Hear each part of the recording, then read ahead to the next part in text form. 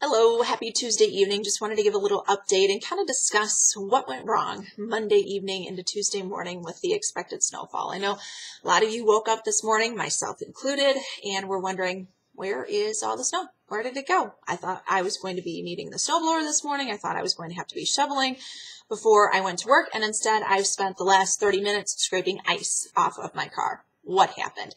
What makes a good meteorologist is someone who looks back and tries to understand what went wrong with the forecast, where those mistakes were, and learn from them and then go forward, but also be big enough to own up to say, yep, you know what? It was wrong. We were wrong. It did not behave the way that we thought it would. It's like a 3-year-old toddler pushing its limits. Sometimes we just don't expect it to act a certain way, or it's not acting the way that we think that it should. And that's what this low pressure system did. So I wanted to look back a little bit and kind of discuss what went wrong so you guys understand that it's not just we're throwing, a dart at a dartboard blindfolded.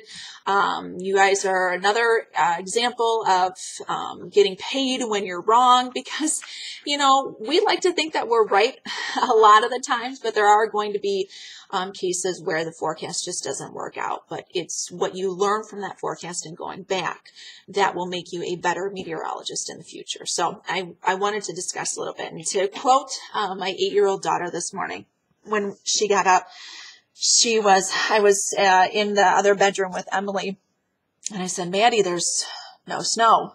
And she goes, you were so snow wrong, Mom. For an 8-year-old, she's got a little sass to her, and I can't blame her for that one. But let's talk about what went wrong with this. When we look at the atmosphere, we have to think of what's not only going on at the surface, but what's going on several thousand feet above. Surface cold front came through midday yesterday. Our temperatures cooled off behind that. We felt that at the surface. The question was, where was this mid-level front going to develop? Where was this mid-level front going to form and kind of stall out? Because we knew wherever that front was going to be, that's where we would get the focus for snowfall into the overnight with this low pressure system. There wasn't a question that cold air was in place. It was there. It was a question of where's this front going to settle up? We thought, and it looked like, the front was going to settle over northern Illinois, very close to the Wisconsin-Illinois border. What happened was the front settled a little further to the north. And this graph right here, and I looked at this last night, and I blame myself for this. I did not take this to heart too much last night because I thought, no, you know what? Models are showing me that the heavy snow band is going to set up over, right near the border. And this is actually an image of what was happening in the atmosphere yesterday evening. This is what we call a skew T diagram, otherwise kind of known as a sounding. And basically it's a snapshot of the atmosphere from the surface all the way up to the top where the jet stream is. 2 lines on there. This is from 6 o'clock last night. So 2 lines on here. The one on your right is our temperature line. The one on your left is our dew point. Remember, dew point is a measure of how much moisture you have in the atmosphere. So basically what we're doing from the bottom, we're looking at the surface and we're going up to the top. The numbers on the bottom are temperatures. They're in degrees Celsius. So 0 degrees Celsius is a freezing mark. Look at how far to the right that temperature is at the surface. Okay? It's above freezing. Look at, now, this is a little displaced above the surface, but look at where our dew point is. So we were dry. We're falling back below that 0 degree isotherm. So we were dry, but the key is where that line is, where our temperature line is.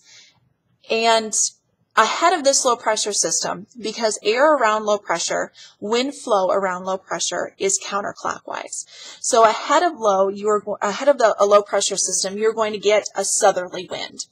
That southerly wind brought in a little more mild air as we went into the evening. Remember how we started off as sleet and snow, and we had a pretty good moderate clip of some sleet coming through yesterday evening. Then what happened, we started to get this warmer air come in, so we actually had a little more transition over to freezing rain and sleet, and that snow band was shifted north of the state line. Places in central Wisconsin who weren't expecting any snow at all busted on their forecast too, because that's where all our snowfall went. In fact, that snow, our visible satellite, I don't think I have it loaded up here, but if you watch the 9 and 10 o'clock news, you'll be able to see it. I grabbed a snapshot of the visible satellite, which showed that snow band over northern Iowa and into central Wisconsin. That's where our snowfall ended up. So it's not a question of, you know, we didn't get a whole lot of heavy snow with this system, because there was.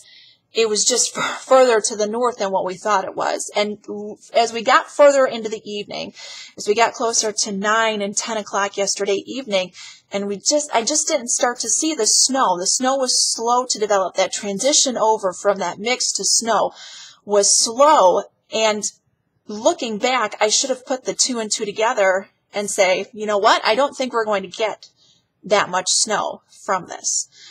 Now, we did get snow mid-morning and early afternoon as that low pressure system came out of Missouri into central Illinois and then eventually tracked through central Indiana before moving out to Ohio.